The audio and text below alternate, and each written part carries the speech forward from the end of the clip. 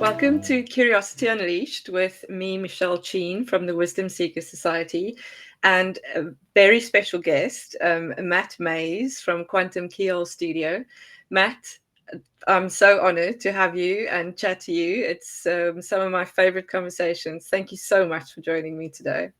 Me too. Thank you so much for having me, Michelle. This is awesome. I really appreciate being here this morning. It's morning here in Denver. I know it's closer to evening over where you are. Yeah, we just late afternoon, so I'm very appreciative. I know it is early morning in Denver as well. It's well for me, it's early. Anything before 8 is early for me.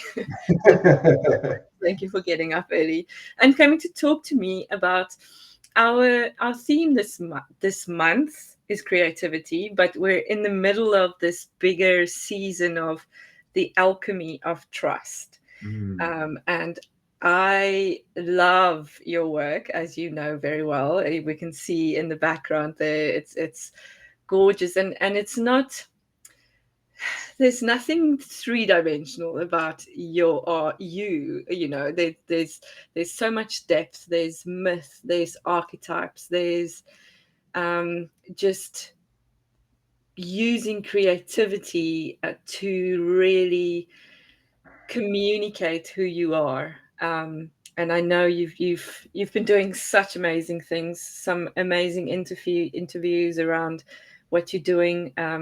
I see you're now officially called Mythic Matt, which I really like. So tell me a little bit about your passion, I suppose is the best word to use, for not just creativity, but kind of the story that comes with it. Yeah. Yeah, absolutely. Thank you again. And these are some of my favorite conversations as well. I know that we we always go down the rabbit holes in the most delightful ways, and that's one reason I love being here. Thanks, Matt. When it comes to creativity, I always thought that creativity and storytelling were these two different things. It seems silly to say this out loud now that I've always A had bit this cringy. that I've always had this passion for art and narrative at the same time, and that they were kind of two different things. But over time, I've just seen how they have woven together in so many different ways to the point where I say, wait a minute, if I actually follow this rabbit trail, then I can see they're so innately joined together if we really think about it. Hmm. And think about whenever we have a creative project of some kind, we're imbuing our creativity into it. We're trying to drum up our creativity into that project. That can tie in very strongly with the hero's journey, where you have the call to adventure, you have the call to that creative spark within you, and where that journey is going to take you. Hmm. And I know I'm not the only one. Sometimes that idea can sit back there for a while, or we push it to the back of our minds, or for whatever reason, we don't want to go on that journey, right? But then when we accept that, we say we honor that call, we honor that inspiration, and we honor that movement into that creative journey, then we then we are able to tap into this in the realm of the imaginary, in the realm of creativity, in the realm of all of the fantasy that we have inside of us and around us, and go on that journey. Now, we have this misconception of thinking of the imagination and fantasy as something that is not real, right? We've even penned the word myth so often to something that is not real. Hmm.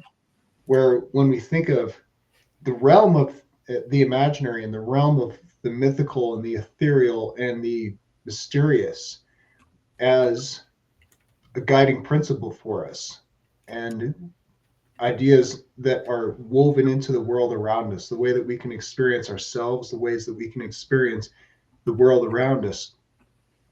So being able to tap into that creativity ties into that vital life force that we have. and Hmm. ties into that adventurer, that creative mythic adventurer within us.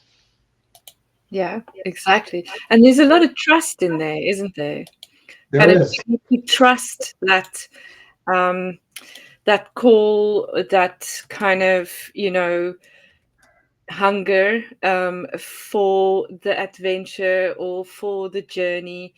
One of my favorite, I mean, I think we both like Jung's work, and Jung said something about myth that always comes to me when I chat to you, and it's like it's that myth is more individual and expresses life more precisely than does science. Science works with concepts of averages, which are far too general. So um, Jung has also kind of worked within those archetypes, and he was an alchemist, and it brings me back to that aspect of trust, how it alchemizes and transforms our experience of the Mm, world, and that inner calling as to adventure, as to the imagination, mm. and as to expressing ourselves creatively, which can be quite scary because there is no right and wrong really in creativity. Yeah, beautifully, well, beautifully said. And when we talk about trust, think about what to trust and then what not to trust in as well. Mm, Like say we have something that we may not be able to see within the realm of the material, something that's potential, something that we're talking about the imaginary, or when we talk about faith, right? Can that be tied yeah, in right there with trust? Is something that where you don't have that evidence of it existing yet, but you have trust in your intuition. You have trust in what your gut is telling you. You have trust in a message that you can't explain to other yeah, people, but you just know that it's true, and you know yeah. that ironically, even though you can't see it, you can you can trust in that. Mm, And when we think about the ordinary world, let's say, there's so many things about it that are built around security, that are built around um, maintaining a steady life and all that, and all those, that's great, and it has its place and all that good stuff. I think that's the first step, but it's not going to get us where we want to go, right? yeah, So being able to feel secure first, feeling safe and feeling present in where you are and feeling a sense of security in yourself and say a security in your own skin, which ironically you get even more of from going on that journey because you get to know yourself even deeper and you get a real security within yourself. It's a matter of going from survival and thinking about survival mm, to being able to use those internal resources in order to create the lifestyle that you want, in order to create the state that you want to go on that adventure. yeah. And you brought up something now that's always very close to myself, is that know thyself. It was the Hmm. inscription at the Temple of Delphi, um, and I wonder, I know a lot of your story, your myth, your legend, is around that element of know thyself. You were just sharing with me, there's a beautiful article that's from Westward, Mythic Matt makes magic with art, and how Asperger specifically, it us weird and wonderful people that aren't necessarily as the norm tells us we should be, I think often get held back as to how do we express. Um, and I'd love to hear more about your story around that. How you know does it enhance that need, not need, that draw to express maybe? And as this title of the Westwood article says, it enables often to kind of find the voice to express the magic that's already happening within. Yeah. Yeah, definitely. And you made a statement earlier that there is no right or wrong way to be creative. And I hear that and I honor that. And also that I think there are so many different possibilities and there are ways that work to channel those things. Like when I think about the flow of creativity, I think about the flow of water, and then we have irrigation ditches is the best analogy I like to use that can direct that water. And so being able to channel that creativity in a certain direction is a very powerful thing. And ironically, those definitions can aid creativity rather than hinder it. But it's when it gets too rigid and too, the structure being for its own sake, right? Then that's what stifles creativity. So Yeah. being able to find that harmonious balance where you can all that's roundabout to say, when you have that flow within you and that natural intuition within you and that creative spark, and you want to channel that in a certain direction, what is it that excites you? What is it that it's internally interesting to you? Mm. Like with Asperger's, one of the characteristics is having a high degree of focused interest in certain subjects. I mean, I feel pretty blessed. There are a number of things that I'm naturally interested in, right? And so whenever I step into that, it's like, well, I let that obsession guide me, and I have a certain understanding of the word obsession, right? The way I use obsession is a deep interest, a deep level of focus into something that drives you, that drives your action towards it, that your learning is going to be natural, that your learning is I mean, you're naturally deeply fascinated in it. So you're going to naturally want to move in that direction, right? Yeah. Which is not something that is outwardly determined for you. The world can't tell you what you're obsessed with. Yeah. The world can't, excuse me, the world can't dictate for you what drives you, what pulls you, right? Mm. And so there's this whole dichotomy of like whether you've probably heard this over and over again, like whether you follow your passion or make money, as if they have to be two separate things, right? Yeah. I tend to think that where your passion is, where your talent is, your natural gifts, those can inform you of the places that you are best fit to bring value into the world, right?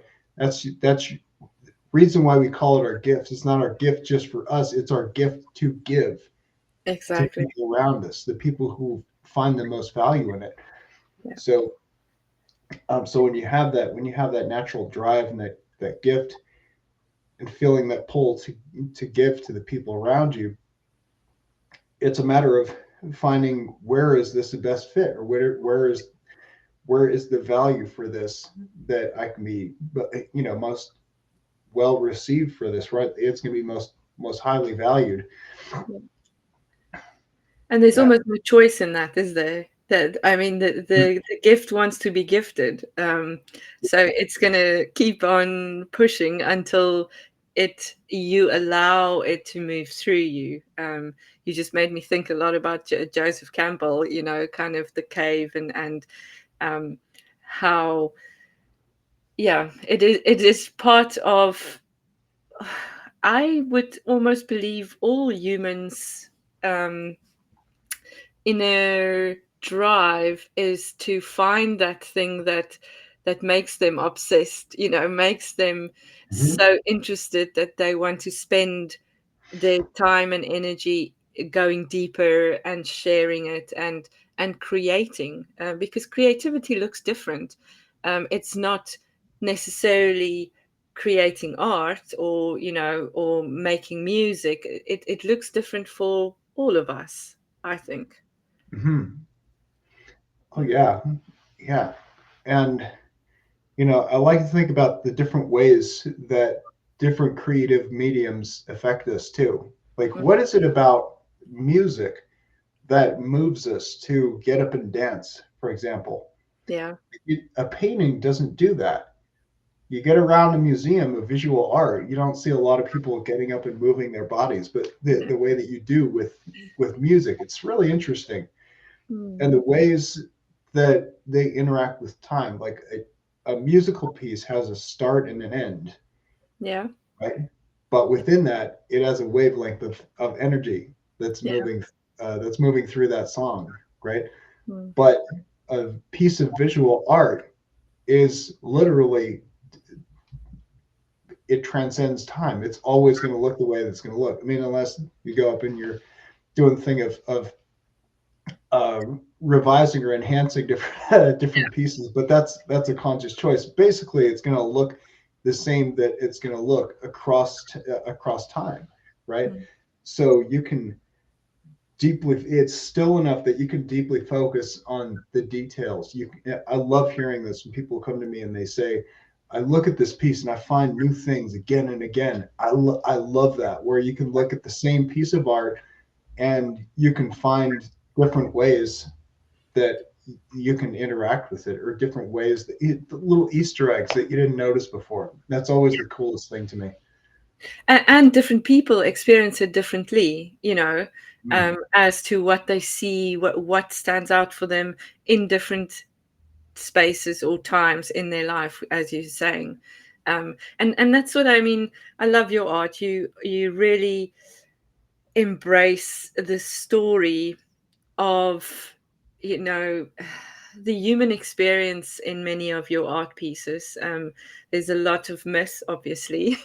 um, I know a few series around. You have your goddess series. You have some interesting things. You've taught me some interesting things about runes, and um, I love how you combine it with play in a way. It is your happy space. It is where, you know, you tell the story through your depiction of whatever it is. And that's why I'm so excited and happy always to chat to you, because I learned something new, you know, whether it's going down the Alex Gray rabbit hole of, you know, um, Oh, oh yeah. Oh, oh my God.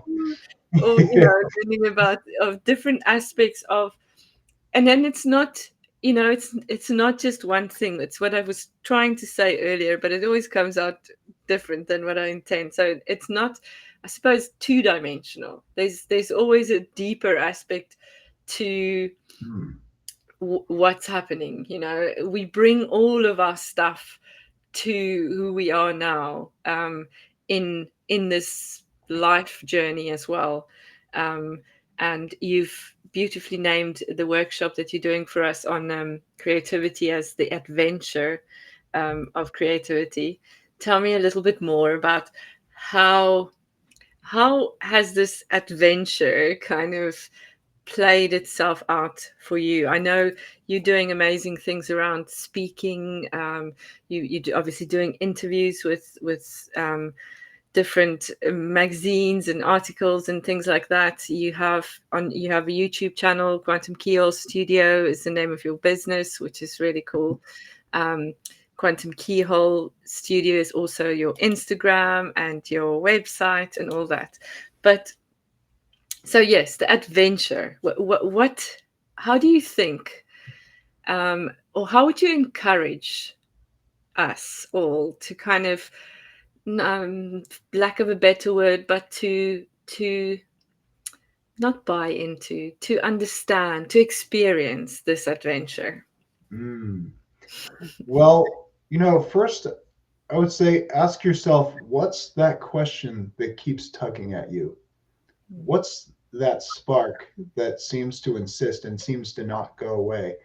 And while I'm asking that, you might already know what I'm talking about.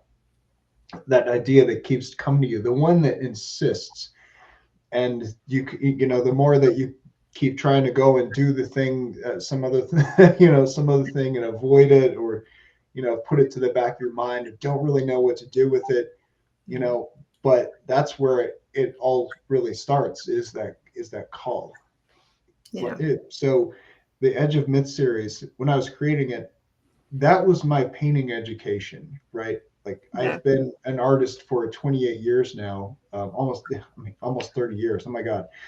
And I I only really started painting a handful of years ago, like 7 years ago, and I've never had someone set me down and teach me how to paint, right? So it helps knowing what the forms look like, knowing what people look like, and having a visual idea in my mind of what I want things to look like. But painting was brand new to me, Yeah. so that creating that series was going on a journey itself. And while I was working on the paintings were also working on me, Yeah. because as I'm going more deeply into the work, then I find that they're mirrors for what's in myself.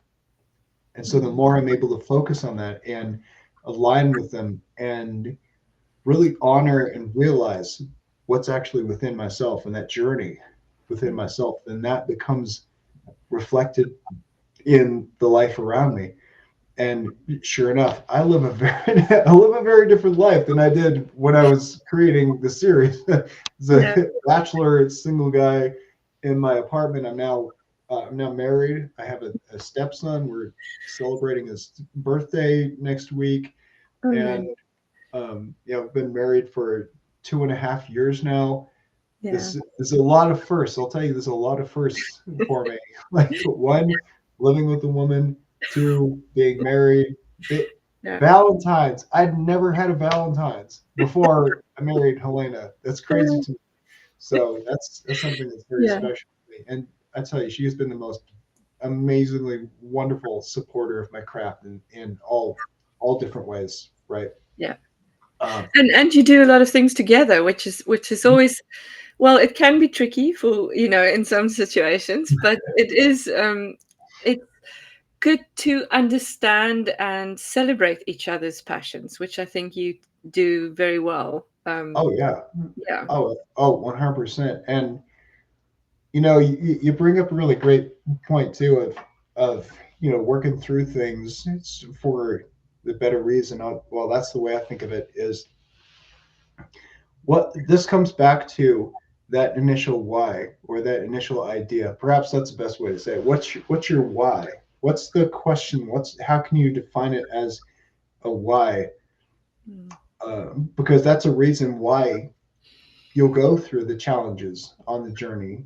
When you have challenges working with somebody, interrelating in different ways, what's that deeper pull that you Mm. keep coming back to? That's a reason to go through those challenges and overcome those those things with that person that you're working with, or person that you're living with, or all these different things, because that is going to see you through those challenges. Is that deeper why, that pull, and you'll discover the how along the way. We can make our plans, and Yeah. sometimes those plans pan out, but sometimes we got to shift those plans. Oftentimes we do, Yeah. because we Most of don't the we times. don't that's when we're going on the adventure, we are entering into the road of the unknown. Mm. you know Oh, yes, yeah, exactly. so talk about trust. You got to be able to trust the song of your journey. Trust the Have faith in your life. Have faith in your place within it. Yeah. And trusting that place, trusting that you are exactly where you need to be, Oh yeah. is quite a lot of letting go. There's a lot of letting go in trust, I think, especially when we start talking about embracing the unknown, because that can be scary, but it's Mhm. so freeing as well. Yeah. It is. And you can do things that you wouldn't think that you can do, where your hidden strengths are. Now, I spoke a moment about leaning into your natural intuition and your natural gifts, the things the things that seem to come stock with you, to that's obvious to you, that you can just get up and run at, and Yeah. seem to have uh an affinity for it. But there are some things that you have to unearth as well. I'm Yeah. talking about going on the journey. hidden gifts that you might even not even know were there. For mine, speaking was one of mine. Like I Yeah. was very quiet, very awkward, very shy, and very closed off for a very long time. Yeah. And I had to get to a point where the greater why, the greater reason of opening up creativity in people was a deeper reason to bring that out of myself. So I had to practice and practice and practice. And thankfully, I had some guidance as well. I've Yeah. had guidance all along the way to be able to unlock my natural voice and to be able to speak fluidly and impactfully and powerfully in the way that I didn't know that I wanted to, but I had a reason to go on that journey and a reason to unlock that within myself. Yeah. So you so ironically, yeah, the places where you might be might be avoiding, but then that comes to the point where you realize that you need this in order to express what you need to express on your creative journey is Exactly. whether that is speaking or whether that's writing or whether that's something else. I hear people say all the time, I've heard them say all the time over my journey, oh, I don't know how to draw, or Mm. oh, I'm not an artist. And it used to kind of break my heart. It still kind of breaks my heart, but I understand where it comes from because there's an implicit admission in there that this person wants to say you're the artist and I'm not, and I want to be okay with that, Mm. and not put myself out there, and they're disowning their own creativity. It's just really sad, right? Where in my mind it's within reach. It's something, for myself as an artist, it's something that's always come natural to me, but Yeah.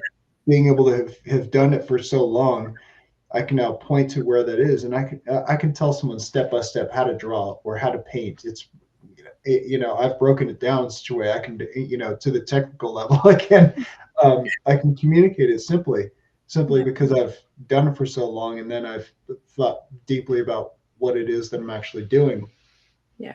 But And that person so, doesn't see yeah, that. It sorry. looks like this invisible thing for them that's hard to grasp. And Mm. yeah, you talk about being able to unlock something within you that you didn't know was in there, that Mm. that you have. And I'll end this. And I find it fascinating just when we think about our recognition, the distance between our recognition of what we already know and then expressing it, whether Mm. on paper or whether in a speech or song or things like that. Like we all know what faces look like. We can Mm. all tell. We can all tell each other apart. I can tell you from Perry, from Mm. Scott, from Helena, from all these, all the people I know, right? Mm. But then drawing someone takes a certain amount of awareness and skill that you know being Yeah. being able to draw, like, oh, draw this person's face. How many of us could do that just off the Yeah. top of our heads, right? Massively. Um, Yeah. yeah, so it causes us to deeply focus, and you go, oh, what how do I make a face? How do I draw a face? How do I do all this and that, right? Mm. So I think that's a journey in and of itself, is tapping into the awareness that you already know that you have. And it's just our minds that say, oh, this is complicated. Well, no. Well, then how do I know it so well that I can tell everyone's faces around me? You know, Yeah. how do I know so well that I can recognize what a hand looks like in different positions? Mm. Mm. I love that. And um, I just want to, in closing as well, want to say that in the Wisdom Seekers, I have been connecting chakras to each month as we move through. So I'm playing with it with a kind of a 12 chakra system, and I started with the Earth Star, in the foundation of self, and we're getting to creativity, which is in the heart, and Mm. I feel that a lot, as I think, um, as we move from the heart, we're going to the throat, and there is this three-part connection actually in this alchemy of trust: is solar plexus, heart, and throat, and it's kind of that inner trust, that knowing, and then expressing it, and and I love that I know and get to experience how you doing this, and your beautiful message that you so passionately spread. Thank you so much, and thank you for coming to spend some time with us in the Wisdom Seekers. Later in May, it will be on the 22nd of May, and it will be recorded and kept within the Wisdom Tree. Um, and I am really looking forward to a workshop with you around this beautiful topic. So thank you so much, Matt. Thank you so much, Michelle. I always such a blast talking with you, and going into, well, now we're going even more deeply into creativity. I think we've touched the surface in our previous talks, right? Yes. But now we're going into the mythic adventure of creativity.